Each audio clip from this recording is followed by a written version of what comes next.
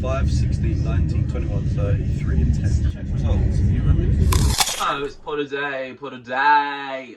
Let's just get rid of the elephant in the room. I do have a do-rag on. Does it really feel like my kind of? Am I the kind of person to wear a do-rag? Probably not. But I haven't got a comb or anything else to cover my head with. And I usually just wear it to bed. I don't usually wear it out. If I have a hat on top, maybe I'll wear it. But my hair is so like bad.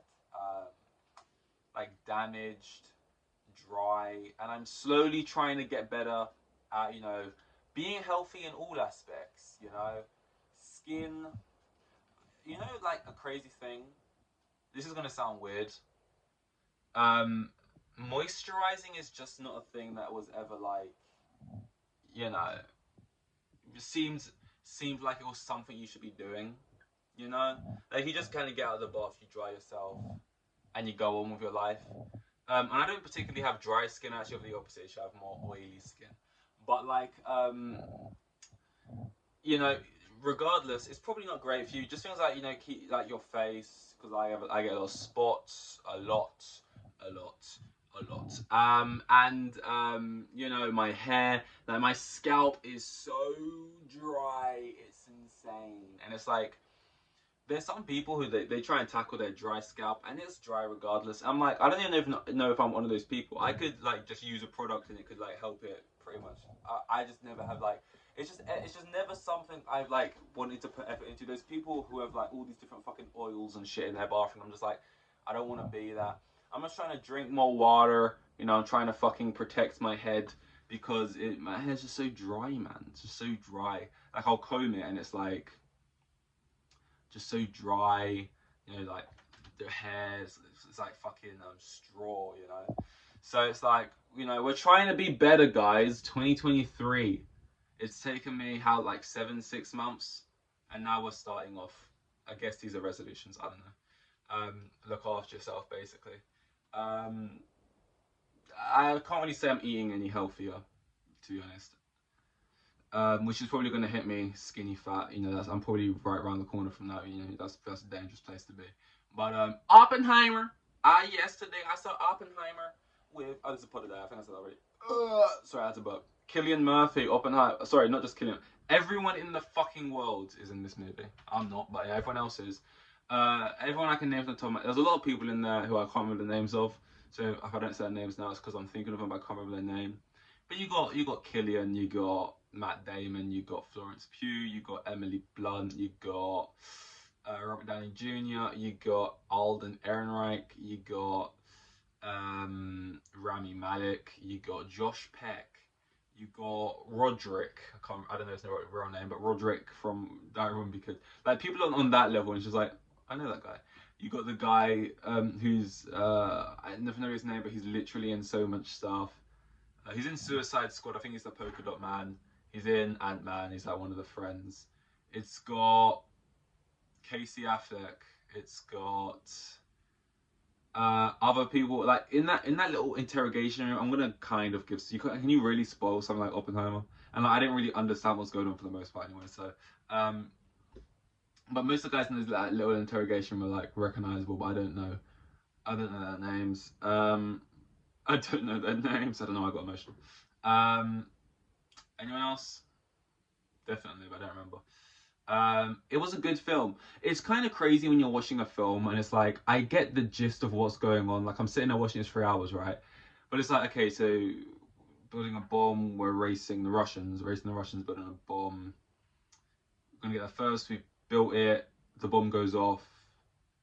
It was successful, obviously, and they drop it, and the movie ends, right? That's pretty much, for the most part, all that I caught onto. All things that I could have grasped from before watching the movie, from just general knowledge, Everything else, it's like the dialogue. Most of the dialogue I either didn't hear, and I don't know if it's like an audio mixing thing from Nolan, or if I just go to a really shitty cinema, to be honest. But I either didn't know what he was saying, and it could have just been like, it sounded like that, or like when I could hear it, it's like they're referencing a bunch of names, and it's really hard So like they'll be like, oh, Schattensburg in Schattsville, and you'll be like, who's that again? And sometimes they'll flash up a picture on screen of the person from an earlier scene of who they're talking about, which is very, very helpful. I'm like, oh yeah, Graskenbike. But then a lot of times they don't do that, and it's like, who are we talking about? Aside from just struggling to catch on with the film, that's just stuff you can go back and rewatch it and someone can tell you, and you can be like, oh. Once you know all that, it was very good. It's 3 hours, right? It's a long old time. But to be honest, I've sat through, and I know a lot of people like Shang-Chi. This is the first one that comes to mind. Like that film felt longer in a way. Like I got to like, sometimes when you watch these big action movies or blockbusters, superhero stuff, is they'll have like a big action scene and you'll be like, oh, wow, I only get the action scene. Or like they'll have like a big moment or something. You're like, oh, but we've not even had like the final big fight yet, and then the resolution of that fight, and then the close. And you'll be like, oh, I feel like I've been here for a long time. This, it was kind of just like a long sort of. Like it kind of picks its level, stays at a level, and then ends. And I would say there's a lot of cool scenes in there. There's a lot of like abstract scenes in there that are quite cool. Florence Pugh gets her tits out, which, you know, I think the only, like the scene, which is kind of abstract where like, because I said I'm just going to spoil it, it doesn't really matter. But like they're in like the interrogation room thing where he's being questioned. It's not really an interrogation, but he's like, it's like a cool, I don't know, rich person shit. I don't know I don't know. And then it's like they're talking on record about how he cheated on his wife for like the 100th time sign. And then the missus who's sitting in the back sees Florence Pugh like riding him in the chair, but obviously she's not actually there. But like that's just like how visceral, vivid it is for her who's sitting there. That scene kind of took me out of it a little bit, because even though I get what you're doing artistically, it just kind of looked, and Cillian Murphy's sitting there so like stiff and whatever. But apart from that, if I was a woman, would I get my tits out in a film? I don't know, man. I don't know. Because the argument usually is like when that girl flashed her tits at the boxing event, it was influencer boxing at Kingpin. The argument's like, oh, think of the children in the audience, whatever. Or like, oh, this is meant to be a classy event. Or then it's like, firstly, no, it's not. And then also, you get people saying, well, if you know, when Andy Ruiz gets his tits out, no one cares, but when she does, everyone does. So it's like, I don't know. Is it, you know? When I watch it, I'm just like, I think about me in that scenario. I'm like, if I had tits, would I get them out on film? If they're paying the bag, but like, I don't know. I think I would have. I think realistically, maybe if you asked me if I was a woman and you asked me 20 years ago, I'd probably do it. But now with Twitter and how everything's memed, and it's just like everything's it's just digested in like a weird way. I probably wouldn't do it with like the social media world now. But yeah, she's barely in the film really. She's just kind of there to like have this weird loving relationship with Oppenheimer. And as well, everything is so like in the point of view of Oppenheimer. But these people like come in and out of his life, and they go through all of they've clearly are going through their own like huge character developments. But we just see it from him. So he'll just walk in and we'll meet this character who's like just vomiting out all this information about, okay, apparently she's feeling this way and she feels this way towards him, and then you'll meet her again and she feels completely different and all the stuff's changed. Like Emily Blunt's character, you feel that a lot with. It's like you walk in 1 minute, she's like really like this, and you come back, you meet her another time and she's really stressed out like this. It's like we only ever see when Oppenheimer's just walking in, so like it's like really is like his point of view type thing. So all these characters are like going through all these ups and downs around them and developing in that, but like it's never you never really see it. You kind of just see it from his angle and meeting these characters at different points of their like little timelines. There's like music constantly in the background. There's like music like in 80% of all scenes in this, and it's like for the first 30 minutes, I don't know if I did enjoy it. It kind of gave like Mr. Beast energy, if I'm honest. Like when Mr. Beast starts, like when I watch a YouTube video, I like there to be an intro, and I know that's counterproductive to what is successful for the algorithm and people's short attention spans and stuff. Mr. Beast won't say, hey guys, welcome. Today in this video, we're going to do a lot of stuff. We're going to be blowing up a car. We're going to be doing this and that. It's going to be sick. And do like an intro that lasts like a minute, and then walk over to the first thing. He'll say, right guys, and as he's speaking, it's already starting to happen. Like the first thing he's doing in the video is already happening as he's introducing the video, which is like 5 seconds long. And like, how am I gonna compare this to that? It's like in this film, it feels like you know when you watch a film and it starts with music in the background and it's like scenes are happening, flashing past each other. It feels like an intro, and then we're gonna have a scene of two people having dialogue, and then you feel like the movie started. So like the first 30 minutes, maybe, I don't know how long it was, like his whole time when he has long hair and he's like, well, not long hair, but like longer hair, and he's like in England and stuff, all kind of feels like a montage. Like if, because the music's in the back, and it's just like, it feels like, maybe the Mr. Beast thing was completely irrelevant to what I'm saying, but in my head it makes sense, but I can't really explain it right. But like, forget that. But for this, it's like, it feels like a long, like montagey intro type thing, but it's 30 minutes. And it feels like, am I watching a movie or like a sort of, like an art piece type thing? And it's like music's in the back, and it's just like him going through scenes, flashing here, flashing there. And then I think it's not I didn't enjoy it. A lot of people like that the most. For me, I'm a simpleton. The middle part of the film was my favorite part, yeah, with the bomb or whatever. I would say for me, and I really got into it and it really got good for me, is basically the scene we meet Matt Damon's character. From there on, and we're recruiting other people, and we're going around, and we're starting with the races on, and we're there, and we're going, well, I got an idea and a project, and we're going to build it here, and you bring your families, and you do this, and we're this is closing, and get this sat back, and this could happen, and there's these issues that could go on. From meeting Matt Damon to once the bomb has been dropped in Japan, and he's in the room with the people in the stands, and they're all cheering for him, and he's like saying the thing that you should say, like he's like, we bloody did it, and they're like, whoa, and he's like, and we do it again, and if those Germans don't like it, they can catch one next. But he's like saying, you can tell he's like saying the thing, this is the thing that people will clap for, but in his head he's like, I'm freaking out, but I gotta just say this thing even though I feel like this is fucked up. And like he's kind of having some panic attack kind of thing, and again it gets kind of like abstract kind of feeling, like he starts to see, like he hears like a child screaming, and like you see someone's face, and it looks like the skin's kind of peeling off, and like he's walking out, and he kind of like steps into like a body, and like I really enjoyed the abstract parts of the movie when like it was getting like loud in his head. I like the parts when like he'll be arguing with someone about the bomb, and the room will start shaking, like the walls will start vibrating and stuff, and then like on top of the music, or maybe woven into the music, there's like this speeding up banging when he's in the room and he's arguing with Chubby Chunks, the guy. He's a bad character, so I feel like I can say that. Well, he's not a bad character, he's just like against our protagonist, who isn't necessarily a good character, but is a character who we're following.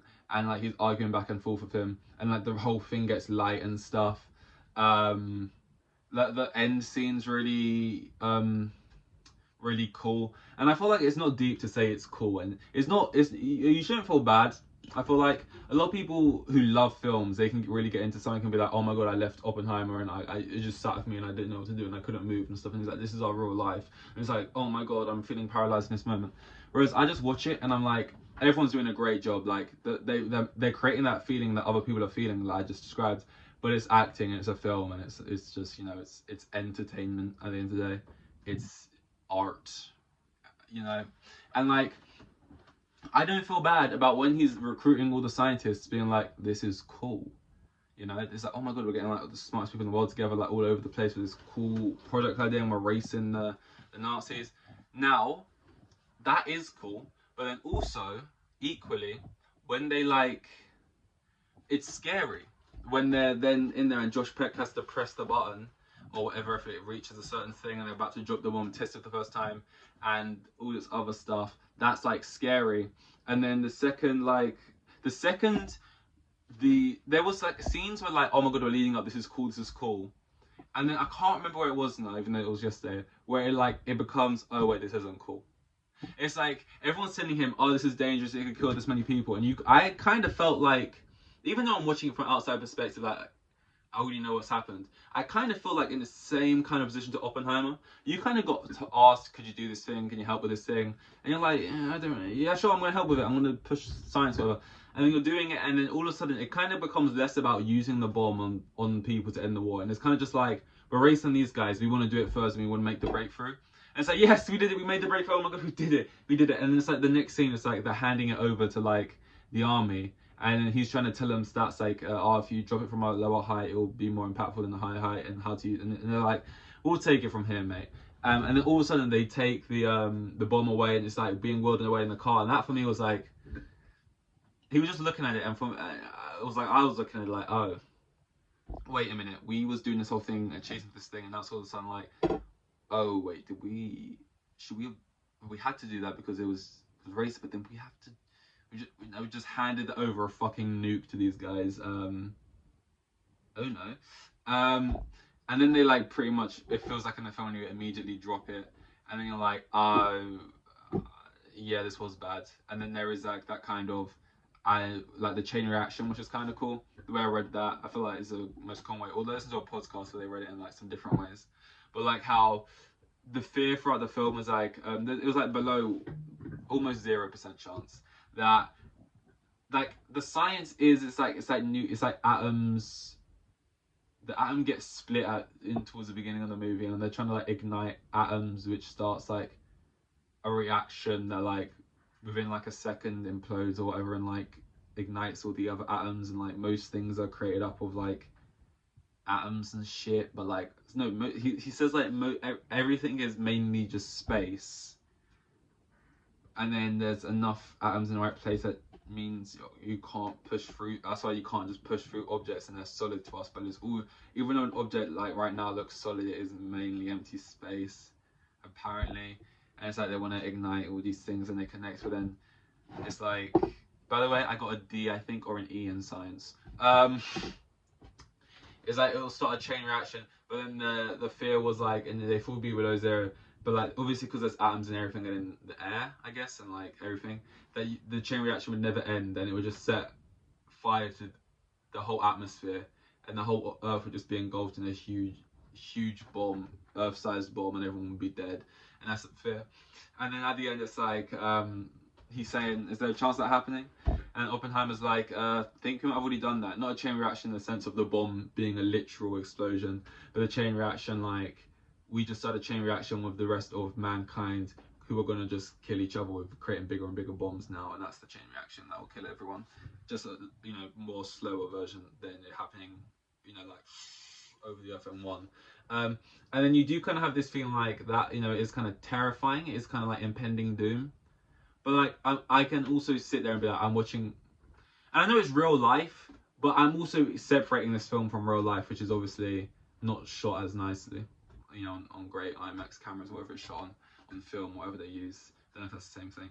I always get a really itchy nose whenever I do these. I don't know why, but like it's very itchy. It was good. It was good. The score was really great. By the end of it, I really like at the beginning it worked less for me, and then once you get through it in the middle and the end, you kind of just love how the movie is crescendoing. The music is crescendoing and whatever. Local scenes and stuff.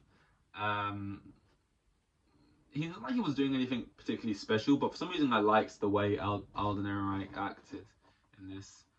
Not the way his character acted, but just how he was acting. It just felt very normal and real. Killian's great, and yeah, it was a good film. It was a good film. It was one of those films I'll listen to podcasts and stuff to actually know a little bit better, like what's going on with Robert Downey Jr.'s character and Rami Malek and like other stuff. But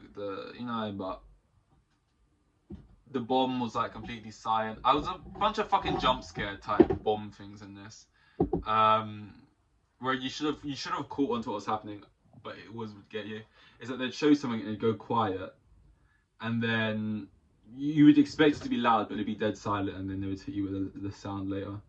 I guess sound travels slower than light, or whatever. That's what I was trying to tell. But it was a good time, and I'm not afraid to say that. People are so dramatic about films, and I get it when films are about really real things, but they are still just films, Like, it was enjoyable. I liked it. I can, maybe that's just naive of me. But I guess there is a small part of you who's like, oh, this is really bad and we could all kill ourselves doing this. But there's probably a part of you that's like, but it's not going to happen. Like there's not actually going to be a strike, and then it happens and you're like, well, fuck, you know. So maybe I just live in this sort of blissful ignorance. Anyway, this was Parda Day 213, maybe 12. I'm not sure. Oppenheimer. I haven't seen Barbie yet. I wasn't planning on seeing Barbie yesterday, but then a part of me was like, I'm in the cinema now. Should I just go see Barbie? But I think it was like by the time I finished Oppenheimer, because it's so long, it was like the evening, and it would have been like a full screen. And I went to Oppenheimer at the midday on a weekday purposely because I don't like going when there's like bare people. So I was like, by now it'll be like a really busy screen, and I won't like where I'm sitting. And yeah, but I feel like I want to watch Barbie. I can't wait for it to come out. Everyone's talking about the dub, but I've got to see both. I want to see what I think of that one. The trailers didn't really do much for me, but I'm interested enough, and apparently the film's like really good, so I want to see it. That's all. I already ended this, and I just kept going. See you on the next one. Here with the kids, and they had like 3 kids, and the geezer was probably on like maximum 20 bags a year. Like the most boring bloke you'll ever meet. Like,